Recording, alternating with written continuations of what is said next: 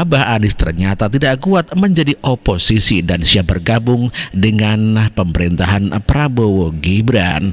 Padahal sebelumnya di dalam debat selalu memberi nilai 11 dari 100 dan menghina-hina dan menyerang secara personal kepada Prabowo Subianto, dan kelihatannya sampai Prabowo Subianto juga kesal kepada Anies Baswedan. Dan Anies Baswedan siap bertemu dengan Prabowo di dalam pemerintahan nanti. Sehingga yang disebut sebagai tukar pikiran, bertemu, berdiskusi itu bukan sesuatu yang aneh, bukan sesuatu yang dihindari, itu sesuatu yang normal-normal saja terjadi. Jadi apabila datang waktunya, tentu saja kita siap untuk selalu berdiskusi, tukar pikiran, bertemu, dan tidak pernah sedikit pun ada bayangan bahwa ini adalah sebuah kontestasi yang tidak ada ujungnya. Gak usah takut, disebut aja angkanya berapa gitu loh. Kayak saya gitu loh, jangan di bawah 5, sebut aja berapa. 11 mas, dari 100. Ini sedikit ngajari kentil Mas Anies biar berani. Itulah etika Anies Baswedan yang memberikan nilai 11 dari 100 kepada Prabowo Subianto, yang pada kenyataannya memang Anies diberi oleh warga hanya 24% dan Ganjar Pranowo hanya 16%. Terlalu sombong dan angkuh Anies Baswedan kepada rival politiknya, dan Anies tak pantas bergabung kepada Prabowo Gibran di dalam kabinetnya. Mas Anies gak usah takut, disebut aja angkanya berapa gitu loh. Kayak saya gitu loh, jangan di bawah 5, sebut aja berapa. 11 mas, dari 100. Kesombongan Anies Baswedan telah menuai berbagai macam kekalahan yang dihadapinya. Anies Baswedan dilaporkan ke Bawaslu karena dianggap telah menjadikan Prabowo Subianto bahan candaan. Capres nomor urut 1 itu dilaporkan oleh sejumlah orang yang mengatasnamakan Advokat Pengawal Demokrasi atau APD. APD membuat laporan karena meyakini Anies telah menyindir Prabowo saat berbicara di hadapan ulama se-Jambi pada 14 Desember lalu. Menurut APD, Anies telah menyindir Prabowo dengan menarasikan bahwa Menteri Pertahanan itu emosional saat debat perdana. Hal itu disampaikan oleh perwakilan APD bernama Yayan. Terkait laporan itu, Anies tidak mengambil pusing dan menanggapi dengan santai. Menurut Anies, dengan laporan tersebut maka pelapor akan menjadi sosok terkenal. Ia kemudian mempersilahkan Bawaslu untuk menjalankan tugasnya. Anies mengatakan, Anies Baswedan dilaporkan ke Bawaslu karena menyebut kalau Prabowo adalah emosional, dan ini adalah merupakan serangan kepada Prabowo Subianto. Dan sekarang kelihatannya Anies tidak malu untuk bergabung meminta jabatan menteri kepada Prabowo Gibran. Payah. Capek kuliah urusan teknik, pilih yang melanggar etik. Pajak naik, malah joget-joget. Tadi tertulis di situ, kami datang tanpa kepentingan, kami datang menginginkan perubahan. Anies Baswedan begitu sangat keras sekali mengkritik kepada Prabowo Gibran, di mana dikatakan kalau Prabowo Gibran adalah pasangan yang melanggar etik.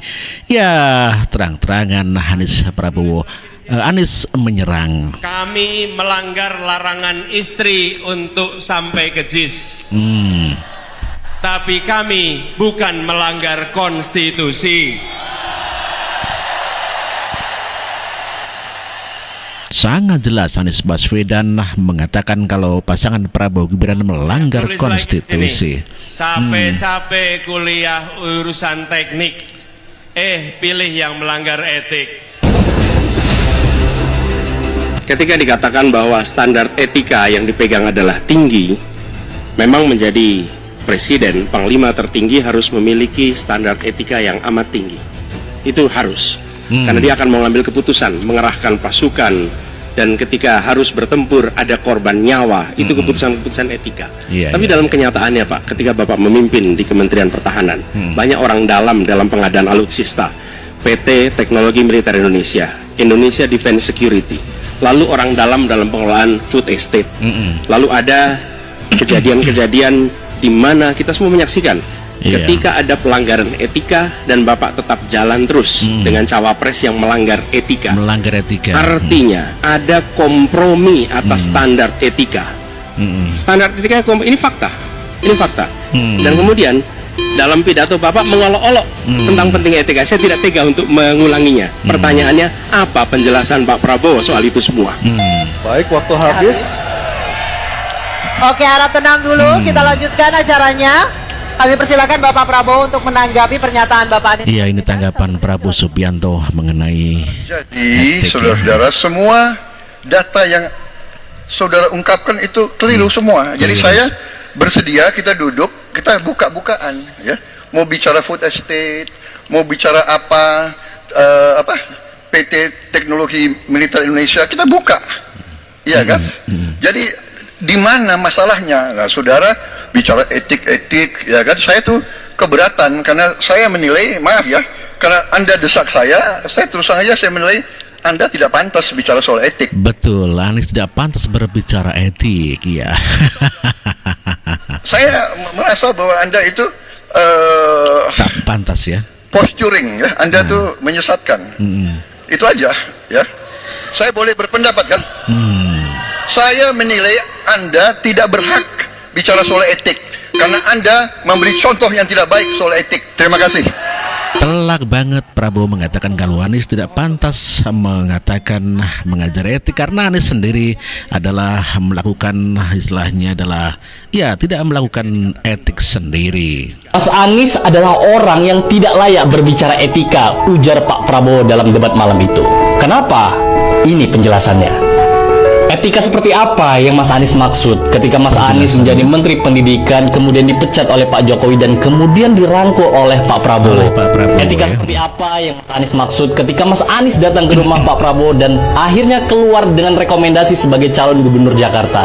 Etika seperti apa yang Mas Anies maksud ketika Mas Anies menjadi calon gubernur kemudian tidak punya biaya dan akhirnya Pak Prabowo membiayai itu semua?